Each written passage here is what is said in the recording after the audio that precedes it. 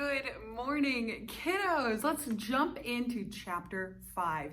This chapter we are going to be talking about triangles, and in 5.1 today we are going to be talking about the angles of the triangles. So we have 7 different types of triangles that we need to go over.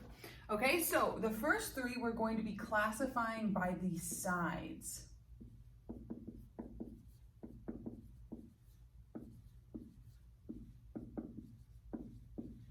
So the first type of triangle that we can classify by the side is called a scalene triangle.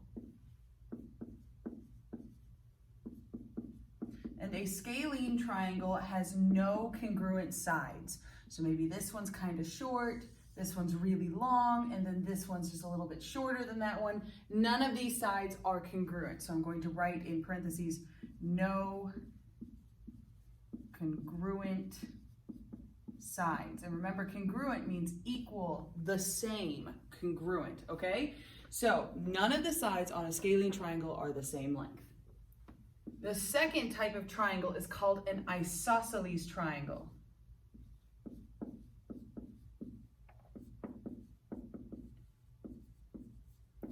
And an isosceles triangle is a triangle with 2 congruent sides.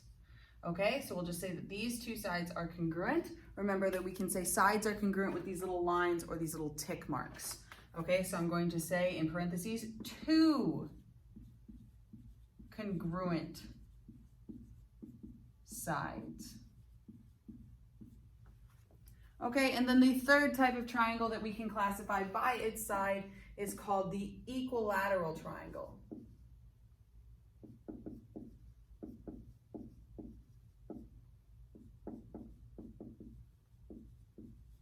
And the equilateral triangle is a triangle where all 3 sides are congruent, they are equal, they are the same, okay? And again, we can mark those with tick marks. That was kind of small, so I'll outline them for you.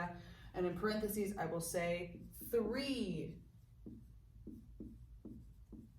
congruent sides.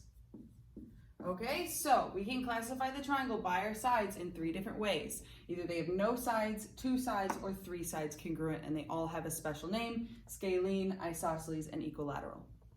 Okay, we can also classify triangles by their angles.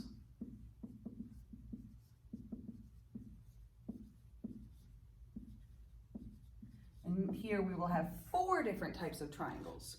Okay, so the first one might seem a little familiar. This is called an acute triangle.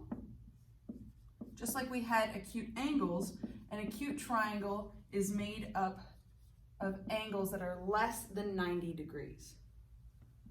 Okay, so here's an example of that. We'll just do something like that. And it almost looks like our equilateral triangle. We can pick one from the sides and one from the angles to classify each one of the triangles, okay? So it can be isosceles and an acute triangle, okay?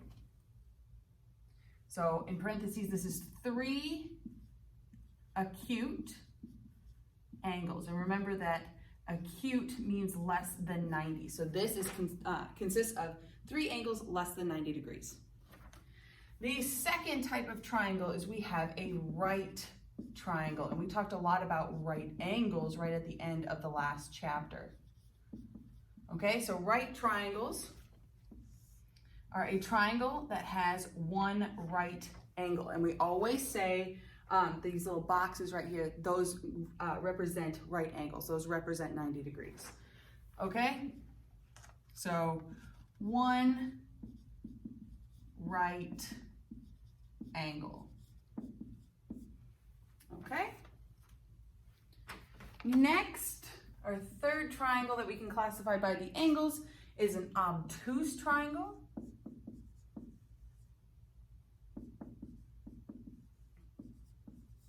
And an obtuse triangle is a triangle with at least 1 angle that is greater than 90 degrees, or obtuse. Okay, so I'm going to say 1 obtuse or greater than 90 degrees angle. And then our final triangle that we are going to talk about, I'm going to try to squeeze it in just right over here, and if not, I'll rewrite it for you guys. It is called an equiangular.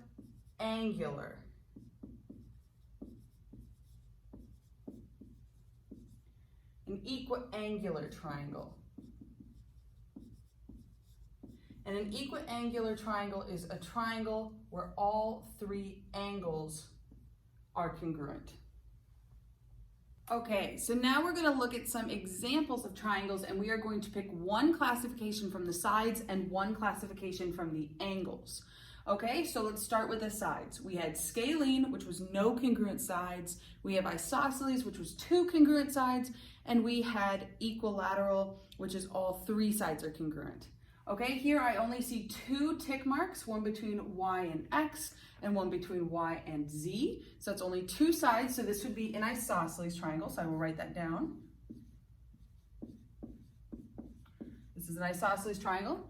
And now we are going to classify the by the angles. Okay, so the only angle that we're given is angle y right here, and that is a box. Remember that that box means 90 degrees, and 90 degrees is a right angle, so this is a right triangle. Okay, so it is an isosceles and a right triangle. We had two classifications, one from the sides, one from the angles. Okay, here's another example for us. We have a triangle LMN. Okay, I just picked a point and then went clockwise around here. We are going to first classify it by the sides. So we had three types of triangles that we could classify by the sides. First was scalene, which was that none of the sides are congruent. We do see some tick marks here, so we know it's not that. Let's count the number of tick marks that we have. We have one between L and N, so that's one. We have one between L and M, which is 2, and we have one between M and N, which is 3. Okay, so since we have three congruent sides, this would be an equilateral triangle.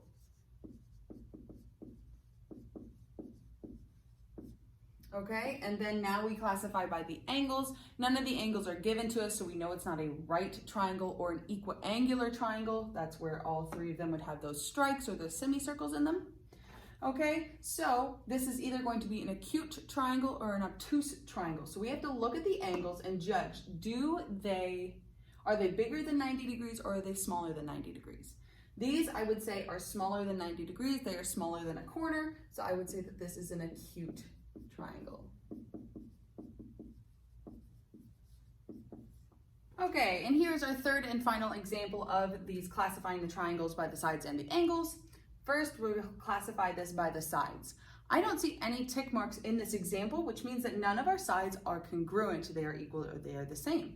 So that means that this has to be a scalene triangle where no sides are the same, or congruent rather. Okay, and now we have to classify by the angles. So we look and none of our angles are marked, so it can't be an equiangular or a right triangle. So our only options are an acute or an obtuse triangle. Okay, I agree that J and H, they are acute angles. They are smaller than 90 degrees. But this angle K is larger than 90 degrees, making this an obtuse triangle. To be an obtuse triangle, you only need one obtuse angle. Now we're going to talk a little bit about interior and exterior angles inside the triangle. So the interior angles are the angles inside the polygon or inside the triangle. Okay, so I'm going to draw a triangle, but I'm going to extend the lines that go through it. Okay, so this is just a normal triangle. I just extended all the lines out. The interior angles are going to be inside the shape, inside the polygon, inside the triangle. Whereas the exterior angles, I will draw the same image of the triangle, but the lines are extended here. The exterior angles are every single angle on the outside of the triangle. Lots of angles to deal with here.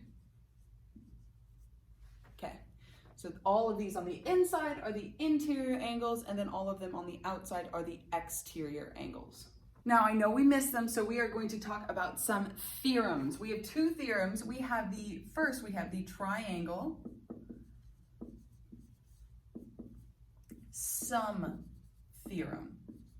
The If you guys remember from Algebra 1, sum just means addition. So I'm going to put a little plus sign under there. Okay, and what this says is when we are talking about the interior angles, that's why I wrote this first, so it lines up with the interior angles. Okay, so if we have a triangle right here with angles A, B, and C, this triangle sum theorem says that if we take whatever angle A is, the measure of angle A, plus the measure of angle B, plus the measure of angle C, so we add all of these interior angles, all of the angles on the inside, on any triangle, you will always equal 180 degrees. So whenever you add the interior angles, you will always get 180 degrees. Okay, the next theorem is the exterior angle theorem. And that goes with our exterior angle, so that's why I wrote this second. Okay, so the exterior angles theorem says that if we have a triangle, okay, I'm going to draw another triangle, but I'm going to make this line a little bit longer, and you'll see why in a second. We have angles A, B, and C. And this angle right here that goes from A to C and then through this line that goes off forever, that's going to be our angle number 1. And the exterior angles theorem says that if we take the measure of angle A, so on the opposite side of angle 1 here, plus the measure of angle B, the other angle that angle 1 does not touch. Okay, so we're taking the two angles that angle 1 does not touch, we're adding them together, and that is always going to give you whatever the measure of angle 1 is. Okay, so the triangle sum theorem says add everything up on the inside and we always get 180. The exterior angles theorem says add the two sides that are not, or the two angles that are not touching angle 1, and that gives you angle 1. Okay, so let's do some examples of that. Okay, so here we have a triangle where we have an angle 1, which we don't know, and then we have an angle that is 40 degrees, and we have an angle that is 30 degrees. Since this triangle is only talking about its interior angles, the angles inside the triangle, okay, that means we're going to use this first one. We're going to add up all the angles, and it's going to give us 180 degrees. So I'm just going to add 40 plus 30 plus whatever the measure of angle 1 is, I know is going to give us 180. Okay, 40 plus 30, we know that that's 70 plus whatever the measure of angle 1 is, because we don't know what that is, so we just bring it down, is still equal to 180. Then to get the measure of angle 1 by itself, we're solving for this just like it's a variable. I'm going to subtract the 70 once on each side of the equal sign. Positive 70 minus 70, those cancel, leaving us with just the measure of angle 1 is equal to 180 minus 70 gives me 110 degrees.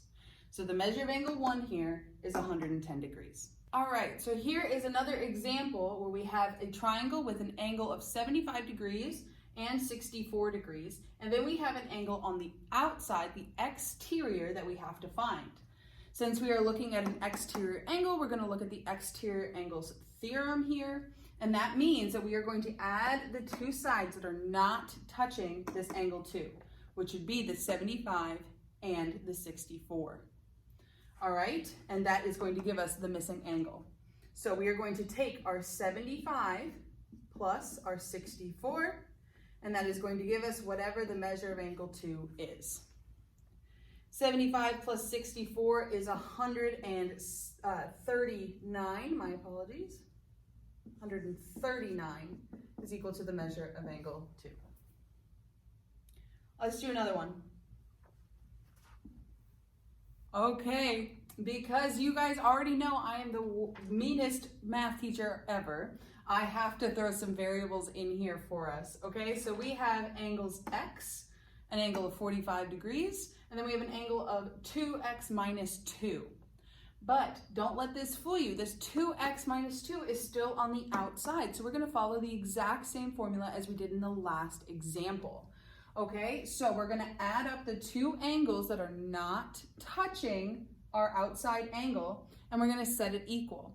So we will have x plus 45 is equal to 2 times x minus 2.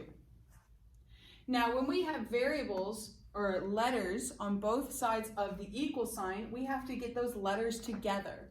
And I hate negative variables. So I think we could either subtract this x once from each side of the equal sign, or we could subtract this 2x once on each side of the equal sign.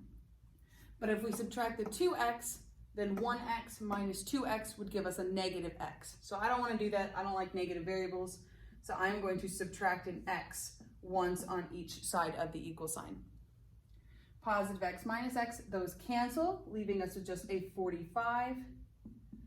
2x minus 1x is just going to be 1x. 2 minus 1 is 1. And then that subtract 2 is going to hang on. Okay, so we have x minus 2 is equal to 45. This is just like an algebra 1 problem. So to get rid of this minus 2, we are going to have to add 2 once on each side of the equal sign. 45 plus 2 is 47. And minus 2 plus 2, those cancel, so that just leaves you with an x. X is equal to 47 degrees. Okay, this problem did not ask you to find the outside angle here, so we are just going to let it be. Okay, and then our last example here, we have an angle of 3x, we have an angle of 2x, and we have a box.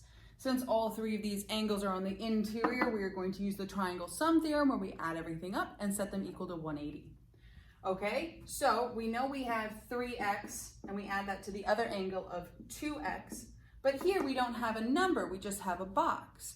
But we know that this box means 90 degrees. So we are going to add 90 and set that whole thing equal to 180. All right, here we're going to combine our variables, we're going to combine our x's, but we're only going to stick on one side of the equal sign, okay? So right now we're just looking at the left side here. We have 3x plus 2x, they're both positive, so we add them together and we get 5x, and then that 90 is just going to hang on here, and that 180 did not change either. Now again, this just looks like an algebra 1 problem, so to get rid of this plus 90, we are going to have to subtract 90 once on each side of the equal sign. Plus 90 minus 90, those are going to cancel, leaving us with just that 5x. And then 180 minus 90 is going to give us 90. And then from here we have 5 times x. To get rid of that 5, we are going to have to divide by that 5 once on each side of the equal sign. Multiply by 5, divide by 5, those are going to cancel, leaving us with a positive 1x that we don't have to write the 1 for. And 90 divided by 5 is 18. So x is 18 in this case. It does not ask for these two angles, so we can just solve for x and let it be.